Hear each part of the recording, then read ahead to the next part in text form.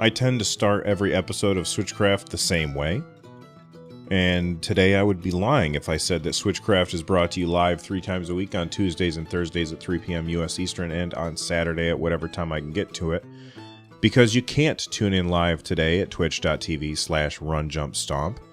This episode of Switchcraft is not live, and that's because I'm sick. I have to stop every 15 seconds to go blow my nose. Normally, I'm not much to look at, and today I look even worse, so I decided no live show today. I'm just going to record the show in pieces, put it back together at the end, and I'll throw some gameplay footage on in the background if you want to watch it over on YouTube. But this episode is not live. However, this episode of Switchcraft is brought to you by John Jacobson. You can support Switchcraft and my other content for as little as $1 over at patreon.com/runjumpstomp.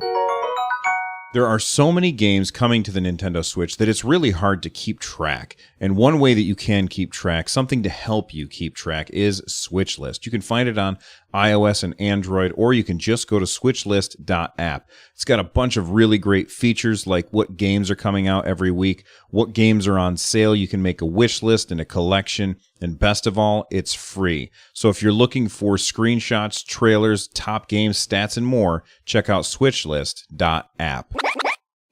Nintendo filed a patent for a Game Boy case that is compatible with touch screen devices. This comes to us via Nintendo Life, and this thing looks really, really cool. If you follow the link in the show notes, you can see the pictures of it. Basically, it looks like one of those wallet folios where you could get for your phone, and it has a leather cover over the front that you could slide credit cards into. I don't know why I would ever want one of those on my phone, but this one has like little buttons on the front and a big hole in the front so that you can see the screen, and then you just slide your smartphone into it, and then you could play old Game Boy games. Is this Nintendo's answer to what a lot of people have been wondering about? Are we going to get a Game Boy Classic? And who knows? There are a million reasons why Nintendo would patent something like this. One reason they may patent something like this is just to stop anybody else from doing it. So there's that. You know, this could just be a defense patent, basically. They patent it to stop somebody else from making these things and profiting off of Nintendo's work. One reason why I doubt not the validity of the patent, because the patent is clearly valid and something that they are doing, or something that they patented. I'm not doubting that Nintendo did this. What I'm doubting is that this will ever see the light of day. And why do I think that? Because they would have to make it in so many different sizes. The days of having one size fits all for iPhone are gone. And Android never really conformed to that. So how would you know what, they would have to have 100 different things like this in order for you to get one for the particular phone that you have. And while I think that this is an awesome idea, if it's not a standalone device, I just don't see it catching on myself. Now, the one thing that would make it really, really interesting is if you could slide your Switch into it. But then, it's too big, if that makes sense. It would just be kind of cumbersome. Well, let me grab my Switch real quick. Luckily, it's within arm's reach, and I'm going to take off my Joy-Cons as quiet as I can, and now I'm holding it in my hand. You know what? I take it back.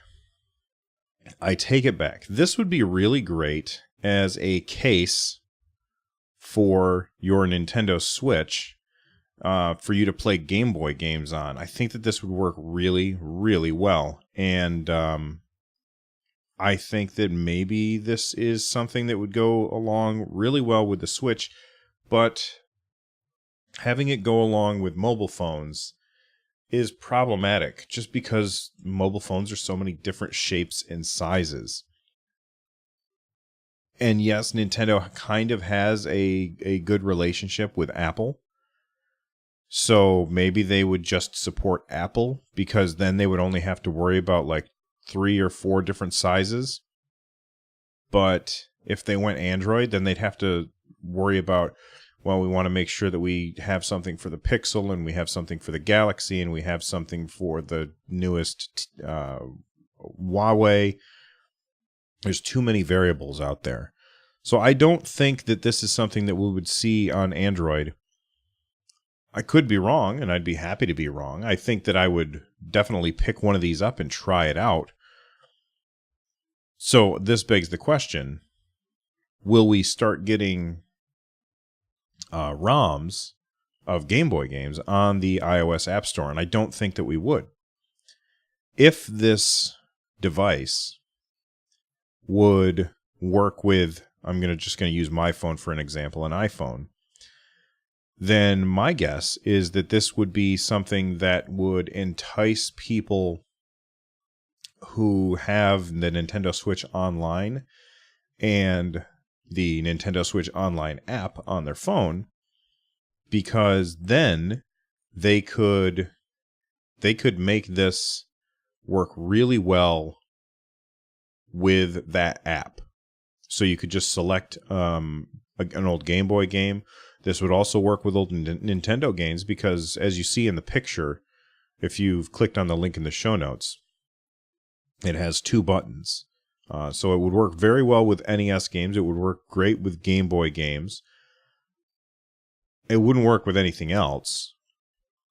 But I think that this is something that is very interesting to me, and I would buy it just to try it out, but I don't see myself using it very often because I don't see myself having it with me very often. I'm one of those really weird dudes that does not put a case on my phone, and people are constantly asking me, Bill, aren't you afraid you're going to drop your phone and break it? And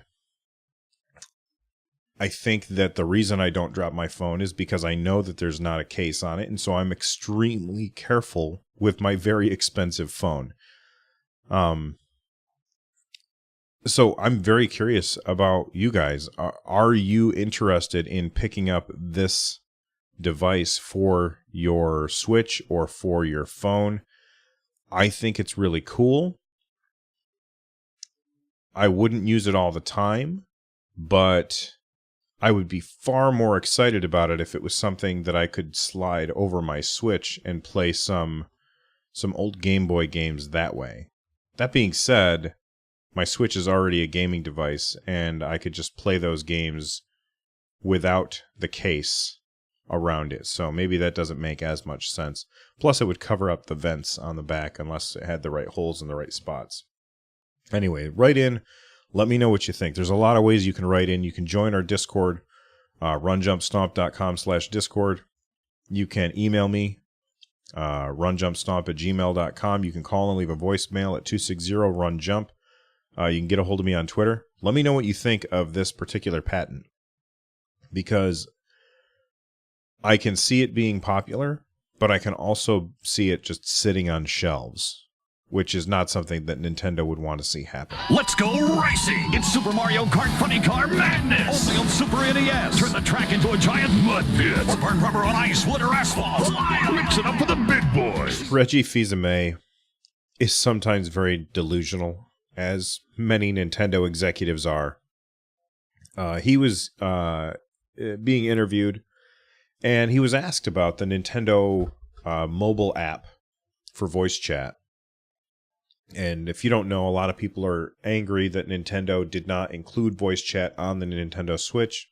Before the Switch came out, people were speculating as to whether or not it would include it. Once it came out, people were speculating that maybe there was some weird bug in the hardware that wouldn't allow them to do it. And then Fortnite came out and had voice chat built right into the Switch, which kind of blew that out of the water. So then people are asking, well, okay, clearly the Switch is capable of doing this. So why don't they? And Reggie was asked about this. And he said, this is so stupid. This is stupid. This is just dumb. He said, Nintendo's approach is to do things differently. Well, let me stop you there, Reggie. You don't always have to do things differently. I don't go around and say, you know what, I think I'm going to get triangular tires for my car because I like to be different. No. I know that they won't be as fuel efficient. I know that I won't be able to go very fast. I know that the road will be bumpy and uncomfortable, and I know that the corners on these babies are going to break all of the time. So I'm going to have to spend a bunch of money to replace them. But I want to do things differently. So I'm going to get triangle tires on my car. If I said that to you, you would think that I was a crazy person. Nintendo's approach is to do things differently is not a good reason to do things differently. That's just asinine, really. Now, I cut off the quote there. Let me continue with what he was saying. He said, "We have a much different suite of experiences than our competitors offer, and we do that in a different way." That's a weird sentence. This creates a sort of yin and yang for our customers. They're excited about cloud saves and legacy content, but wish we might deliver voice chat in a different way, for example. Wow, I love that he acknowledged that we would prefer to do voice chat a more traditional route. He continues, "What we see is a situation where we know that the Nintendo Switch is being played in the open, at a park, on a metro bus. We believe the easiest way for you to connect and have peer-to-peer experience with voice chat is with your mobile phone. It's always there. It's always with you." Okay. Then, Reggie, I would really love it if you could explain to me how it's easier. Because let's use my imagination for a second and say that I've got my Switch and I'm at the park and I want to play some Splatoon 2 with my friends. So I open up my phone, I turn on my Wi-Fi hotspot, I connect my Switch to my Wi-Fi hotspot via my phone. I've done this before, by the way, and it works great. Okay, now I want to talk to my friends. So I need to go to the store and buy a splitter so that I can have audio come from my Switch and into my headphones. And I can have audio come from my phone and into my headphones. So now I have to have 3 wires, some weird dongle, a pair of headphones, a Switch, and you think that this is the easier way. What would be much easier is to just do it through the Switch. Now, I know what you're saying, but Bill, the Switch isn't connected to the internet without your phone. Okay, who gives a crap? So if I can't connect to the internet through my phone, then I can't play online anyway. So I understand the need to use my phone for a wireless hotspot, but once it is serving as an internet connection, that's all my phone needs to be used for. I should just be able to plug a pair of headphones into the top of the Switch, put my headset on, and be all done with it. In fact, if I were to play Fortnite on mobile in the park, that's all that I would have to do. There wouldn't be any extra wires to worry about. And I know what Nintendo might say. They might say, well, you don't have to use wires. You could just have your, just everything come through the speakers. Okay, well, let's say that I'm playing on a subway and I'm riding along in the subway car and I'm playing Splatoon with my friends online.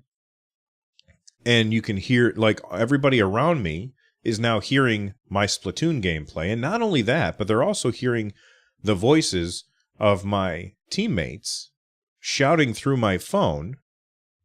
So now I'm disrupting everyone around me. There's nothing about this that's easier. And if Nintendo's defense to that is that Nintendo likes to approach things, if Nintendo's defense to that is to say that Nintendo's approach is to do things differently, then that's just plain foolish. It's just plain foolish. It's unnecessary, it's cumbersome, and it's just plain foolish. And I think that even the most staunch Nintendo fanboys, which I'll tell you this right now, people have accused me many times of being a Nintendo fanboy or a shill for Nintendo because I often praise them. I praise Nintendo when they do something awesome, and I tell them that they're being foolish when they do something foolish. I think even the most staunch Nintendo fanboys, and I'm using the quotes there, with an I at the end, I think even those guys would look at this and say, that just doesn't make sense. And I don't know how Reggie can get up in front of people and say that Nintendo's approach is to do things differently. I understand that you don't always have an internet connection. But as soon as my phone is handling the internet connection, everything else can be done through the Switch. And there's no reason to do it any other way, and Nintendo knows that.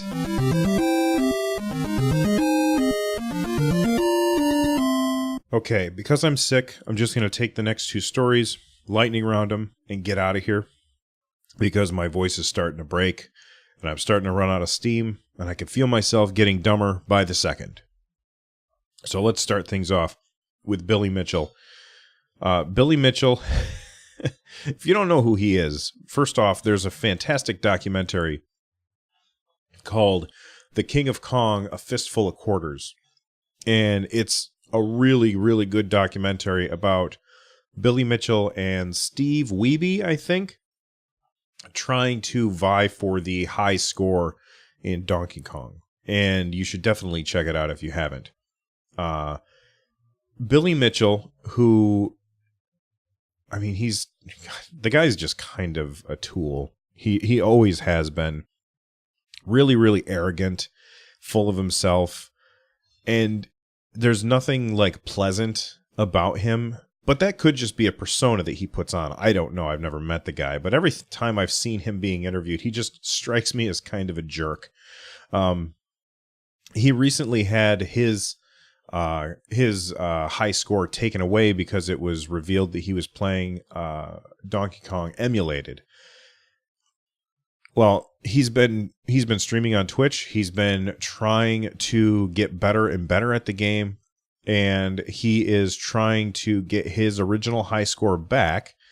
And here's what he says. He says, I'm going to do the exact Donkey Kong score and just let the game die.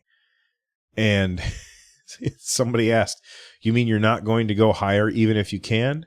He replied with no. They said, why? He said, because I'm Billy Mitchell. So there you go. Billy Mitchell is trying to get his... Oh my God, here we go. Sorry about that. Billy Mitchell is trying to get his old high score back, which I actually don't remember what it is off the top of my head. But as soon as he gets that score, he's going to stop playing and then never play again. Well, okay, maybe he's saying let the game die in the fact he's going to let a barrel hit him so that he dies. Or is he saying that he'll never play again? I kind of read into it the first time around, but now that I think about it, I don't know what it means. But of course, that last part is incredibly Billy Mitchell, because I'm Billy Mitchell. He's so very, very self-important. Just seems like a jerk. But I thought it was an interesting story, so I thought I'd tell you about it. The last thing, thanks to Kodiak Moonwolf, he sent it in on our community Discord. He wanted everybody to know that the Splatoon 2 Octolink 3-pack amiibo are now available for pre-order. So make sure you check out the link in the show notes. It's to the UK site. I'll see if I can find it on Amazon and also post that in the show notes as well. Thank you guys for hanging out with me and putting up with the my voice being a little weird and the sniffles from time to time. I appreciate it. Let's go ahead and get out of here. We've got to talk first about the music for today's episode. For today's episode, we're playing, we'll go with Ghosts and Goblins Stage 1 by Box Monkey Studios. You can find other stuff by them over at runjumpstomp.com/music. Usually when I record the show, I record it live, and if you want the full show most of the time, you can either come and watch live at twitch.tv/runjumpstomp. Head there now, just hit the follow button, and then you'll be alerted when I go live so you can stop in. If you can't watch live, that's totally understandable. You can head on over to my YouTube channel, youtube.com/runjumpstomp. In fact, go there right now, hit the subscribe button, and then a little bell pops up. And if you click on that bell button, you will be alerted when I post a new video so you can watch it, and it definitely helps me out. Finally, if you're looking for ways to support my content, don't forget to check out the Switch List app. It's a complete Nintendo Switch eShop database. The link is switchlist.app, and you can go right back to the beginning of the show and find out more about it. You can also stop by runjumpstomp.com/thankyou. All the links there help me create more content. Don't forget to join the Patreon, and don't forget to check out 78 Degrees. Our last episode was about nuclear war and pink balloons, and if you want to know why we've got that for the show title, then you're going to have to go listen to find out. Thank you to everyone who already supports the show, and now it's time for me to get out of here. As you can hear, my voice is starting to break. I'll see you all soon. Bye-bye.